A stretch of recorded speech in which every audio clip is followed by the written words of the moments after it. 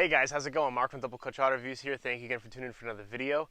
Today we are driving the 2020 Nissan Titan Pro-4X Crew Cab. This truck belongs to a friend of mine named Matt. Thank you so much, Matt, for letting me borrow your truck for the morning. Unfortunately, it is raining out, but that's okay. We're still going to get a good review in. So this is the 2020 Nissan Titan Pro-4X with the 5.6 liter Endurance V8, making 400 horsepower and 413 pound-feet of torque on premium fuel. Gets about 10 less horsepower on regular gas. It's mated to a 9-speed automatic transmission and 4-wheel drive. It's rated for 15 miles per gallon city, 21 highway, and average 18 overall. The base price for the 2020 Nissan Titan Pro-4X is just under $50,000, but this one's optioned out with the utility package and the convenience package, which bumps it up just under $57,000.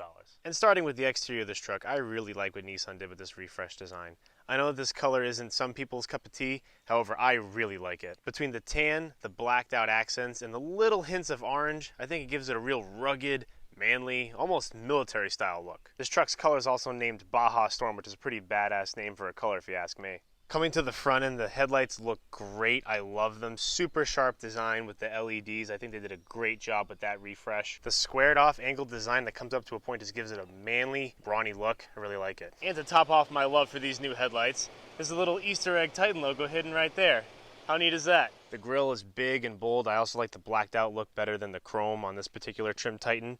And these little lava red / orange accents are getting a lot of attention. I think they look nice. Just give it that much a little bit more flair. Now be honest, tell me what you think. Does that look like orange or does that look like red to you? I know it's kind of hard to tell on camera, but in person, to be honest, these look like a heavy saturated bright orange. Either way, with this particular truck's Baja Storm tan paint and the blacked out accents everywhere, I think the orange pops out just enough. However, I feel like if you got this truck in red, that orange might clash a little bit. Can't help but notice there's also a very subtle Pro-4X logo right here in the grille. Coming down below the front bumper, you notice there's quite a large skid plate under here. Overall, I think the front end looks really good. I like it a lot. Wheels aren't bad.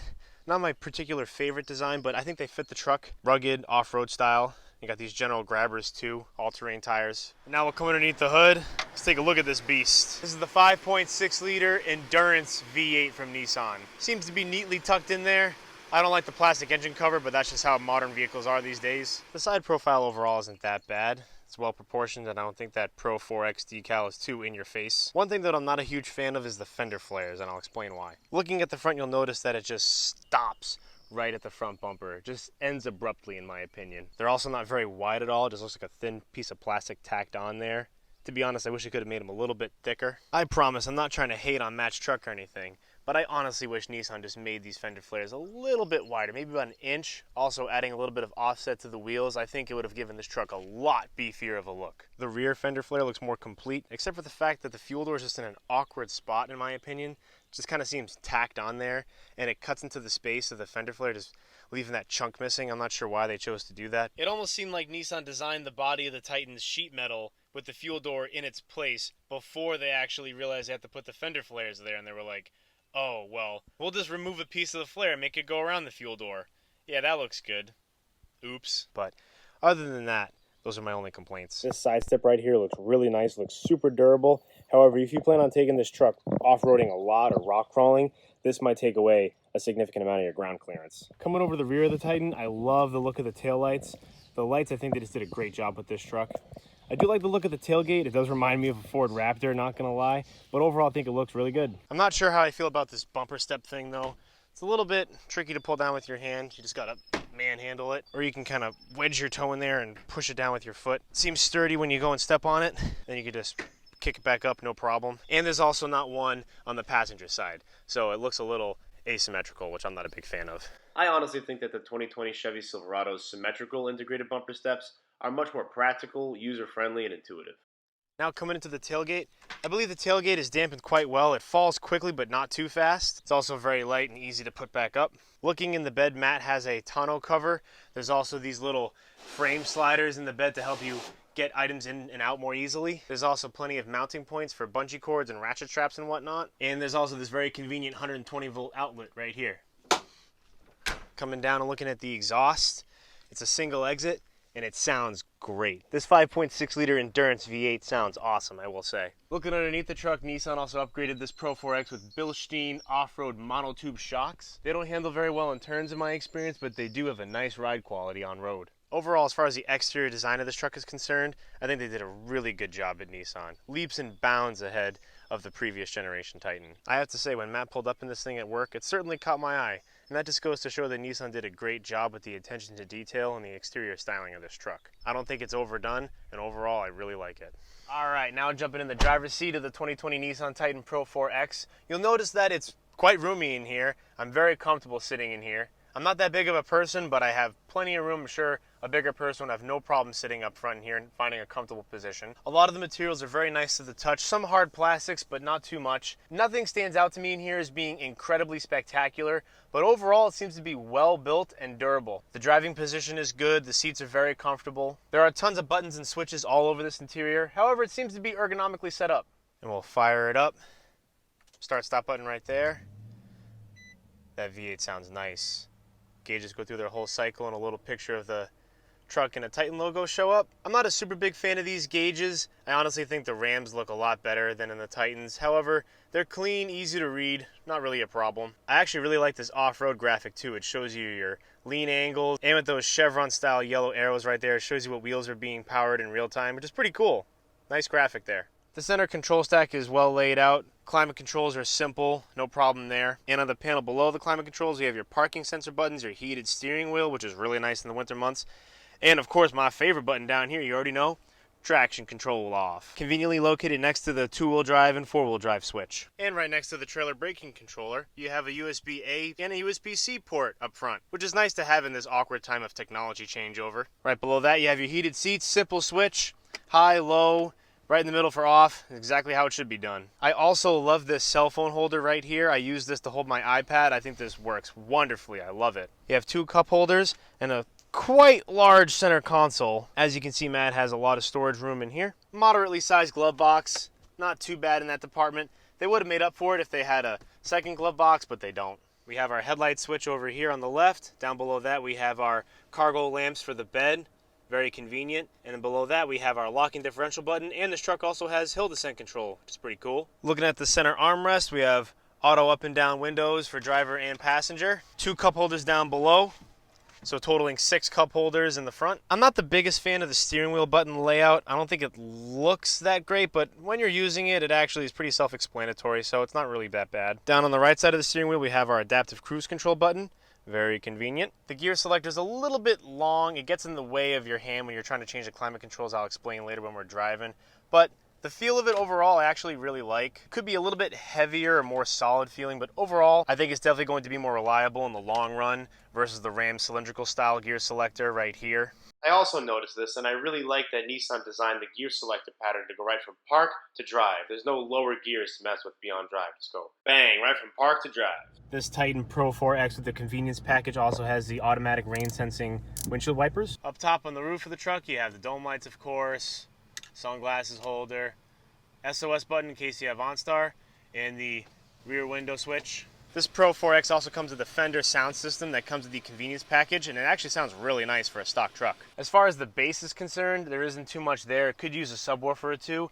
However, as far as the crispness and quality of the sound goes, especially with the treble and mid-range, it's quite nice. Now moving on to the rear seats, this is the crew cab. So we do have quite a lot of room back here. Also plenty of room in the cup holders for my drinks. I have my water and my coffee. They fit there, no problem. And that's only 2 cup holders out of the 12 total in this truck. And sitting in the back seats, I'm sitting in the position with the driver's seat where it would be if I were driving. And I have plenty of legroom in here, as you can see, quite comfortable. Headroom, I have several inches. Legroom, I have several inches. A bigger person would have no problem sitting back here for a while. Looking at the center console in the rear seat, we have 2 additional cup holders along with 2 USB ports, a 12-volt outlet, a 120-volt outlet, and heated rear seats. Nice. And the positions of these rear seats are super configurable. Just pull this little tab right here. You can see they have a little bit more storage space right behind the back seats. You can also put the seat back up, pull the bottom of the seat up, and you can expand this down to create a flat loading floor. Now that's nice. There's also a locking storage compartment right here in case you want to lock up and hide anything under the back seats of your Titan. And nobody will know, unless of course, as Doug DeMuro says, unless they've seen this video. And as easily as all of this folded out, it just as easily folds away. And look at that. And there's also an even bigger lockable storage compartment underneath the passenger side of the bench seat. As you can see here, this also folds down just like the other side. and that goes the rest of the length of the passenger compartment. Folding this up, you can see that there's not that much room to store items in the locked compartment. However, it's better than nothing. And you easily just put that right back down, fold it in, pull the lever, you're good to go. Just put the seat down real quick. All right, guys, let's fire it up. It's a little loud, but it sounds good though. It sounds really good. And we're off. As you can see, the resolution isn't that great, but check this out. I'm going down Match driveway right now, and it's a little sketchy because there's rock walls on both sides. But with this camera, I can see perfectly, no problem at all. Takes away all that stress of trying to negotiate that driveway. My first impression driving the 2020 Titan Pro-4X, for what I was expecting, the ride quality is very, very good. And the steering is very well weighted. It's heavy, but it's not too heavy. It rides very smooth. The exhaust is loud, but it's got this low grunt to it. I actually really like it, especially for this type of truck. Definitely pitches a little bit in the corners. It handles like a truck, like you would expect. Let's give it a little bit of beans here. Oh yeah. Loses traction, no problem. That V8 sounds really good. Has a nice, meaty, low grunt to it. Nissan definitely hit the mark if they were going for a masculine feel with this pickup. And of course, we're driving in the rain with almost 400 horsepower and on all-terrain tires, and it's a pickup truck with nothing in the back, so the rear end just kicks out like crazy. Just gonna try a little 30 roll from here.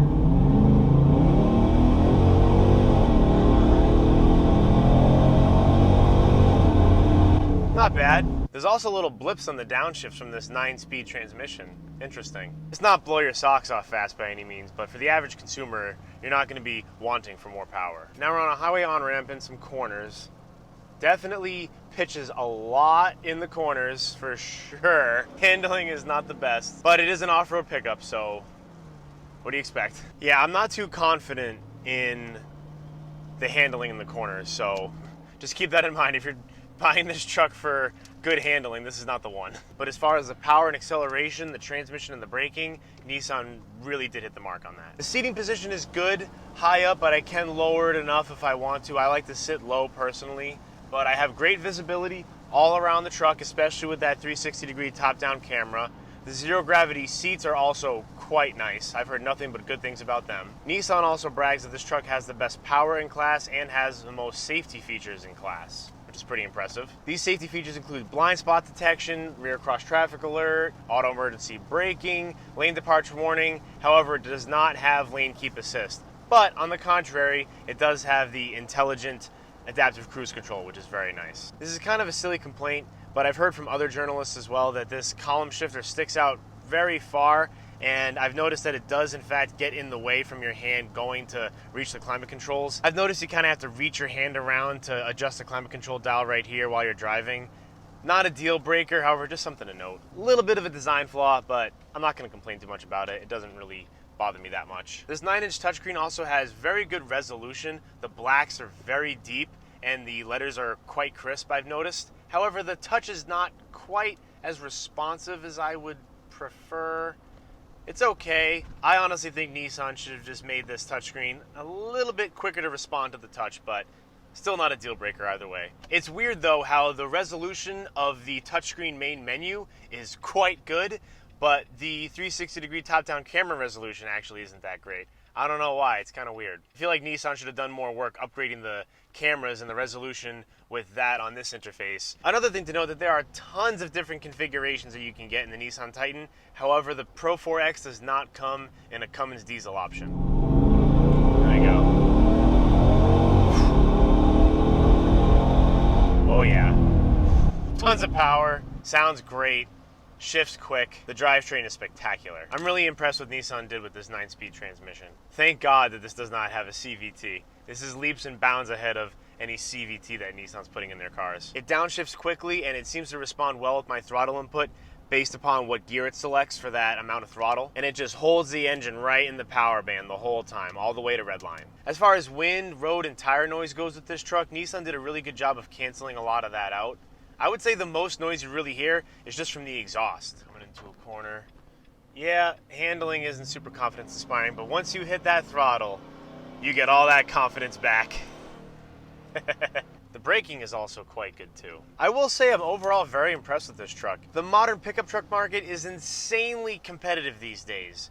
Back in the day, it was not nearly this saturated, and pickup trucks were not nearly this capable, powerful, and expensive. New pickup trucks come with so many different configurations and features that at times it can be daunting to decide which one to choose from. A lot of other critics are saying that for the base price of $50,000, this 2020 Nissan Titan is one of the best value trucks you can get these days, and it's also one of the most underrated pickup trucks on the market. And I have to say, I overall have to agree with them.